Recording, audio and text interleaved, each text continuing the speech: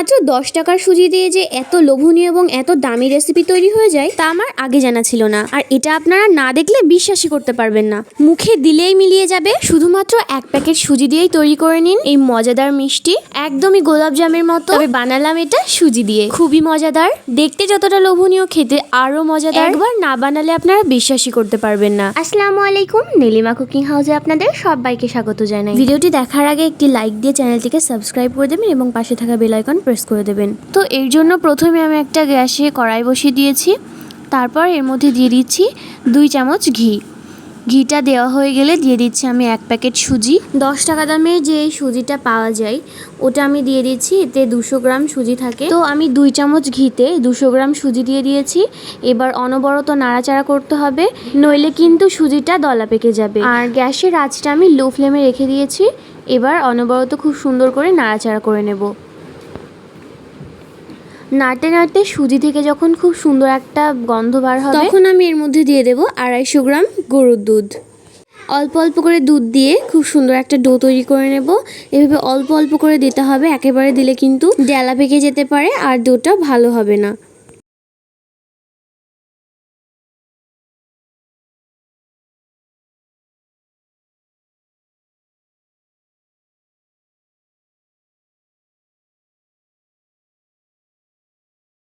আমি কিছু সময় নিয়ে এইভাবে একটা ডো তৈরি করে নিয়েছি। এবার এটাকে একটা প্লেটে তুলে নেব। তারপর এইভাবে হাত দিয়ে একটু ছড়িয়ে দেব। তারপর এর মধ্যে আমি দিয়ে দেব 1 চামচের 4 ভাগের 1 ভাগ লবণ, আর দিয়ে দেব 1 চামচের 4 ভাগের 1 ভাগ বেকিং সোডা, আর দিয়ে দেব 10 টাকা দামের 1 প্যাকেট গুঁড়ো দুধ। গুঁড়ো দুধটা দেওয়ার পর খুব সুন্দর করে হাত দিয়ে মিশিয়ে নিতে হবে সবগুলো একসঙ্গে। তো 1 প্যাকেট সুজি দিয়ে এত মজাদার এবং এত লোভনীয় রেসিপি বানানো যায়, আর এতগুলো গোলাপ জামুন মিষ্টি বানানো যায় তা আগে আমি জানতামই না। যদি জানতাম তাহলে অনেক দিন আগে আপনাদের সাথে শেয়ার করে দিতাম। অবশ্যই আপনি এই রেসিপিটি একবার হলে বাড়িতে ট্রাই করে দেখবেন, তাহলে প্রতিদিনই এই রেসিপিটা আপনি বানাতে চাইবেন। মাখা হয়ে গেলে আমি এর মধ্যে দিয়ে দিচ্ছি 1 চামচ ঘি। ঘিটা দিয়ে আমি আরও একটু সময় নিয়ে খুব ভালোভাবে এটাকে মেখে নেব। সম্পূর্ণ ভিডিওটি দেখতে থাকুন, তাহলে আজকের এই মজাদার রেসিপি আপনারাও বাড়িতে বানিয়ে দিতে পারবেন।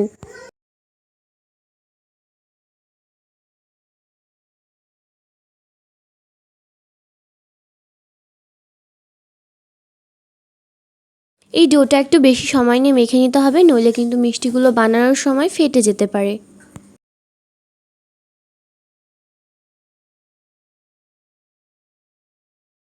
আর এবার এখান থেকে আমি অল্প একটু ডো নিয়ে এইভাবে মিষ্টির শেপ দিয়ে নিচ্ছি। খুব ভালোভাবে এরকমভাবে গোল করতে হবে অনেক সময় নিয়ে, নইলে কিন্তু ফেটে যাবে। আর এর আকার দেওয়ার সময় যদি ফেটে যায় তাহলে বুঝে নেবেন যে এটা ভাজার সময়ও ফেটে যেতে পারে। সবগুলো মিষ্টি এখানে বানানো হয়ে গিয়েছে।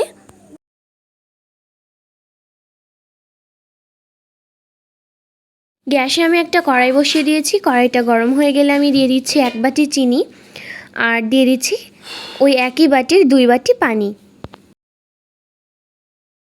আর দিয়ে দেবো 2টা মুখ ফাটানো ছোট এলাচ। এবার খুব ভালোভাবে নাড়াচাড়া করে নেব এটা বলক আসা পর্যন্ত।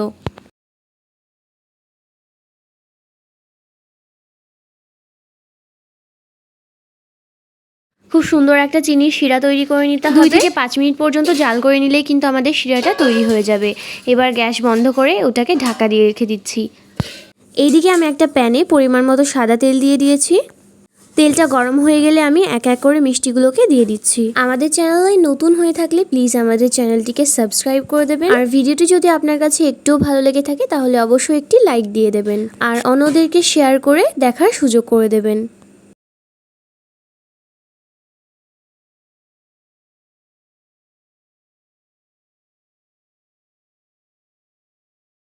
আর খুব ভালোভাবে নাড়াচাড়া করে সুন্দর করে ভেজে নিতে হবে।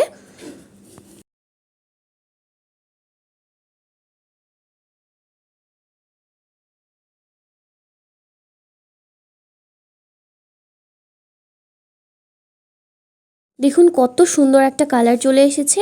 এবার আমি এগুলোকে ছেঁকে তুলে নিচ্ছি। মিষ্টিগুলো তেল থেকে তুলে নেওয়ার সঙ্গে সঙ্গেই কিন্তু চিনির ওই শিরার মধ্যে দিয়ে দিতে হবে। চিনির শিরাটা এখন উষ্ণ গরম আছে, এই অবস্থাতেই কিন্তু এর মধ্যে দিয়ে দিতে হবে। আর এবার আমি ঢাকা দিয়ে রেখে দিচ্ছি 5 মিনিটের জন্য। 5 মিনিট পর আমি ঢাকনা খুলে আপনাদের দেখাচ্ছি। দেখুন ফুলে ডাবল হয়ে গিয়েছে আর এত সুন্দর লাগছে দেখতে। দেখুন কতটা লোভনীয় লাগছে। আমি আপনাদের মিষ্টিগুলো তুলে দেখাচ্ছি কেমন হয়েছে।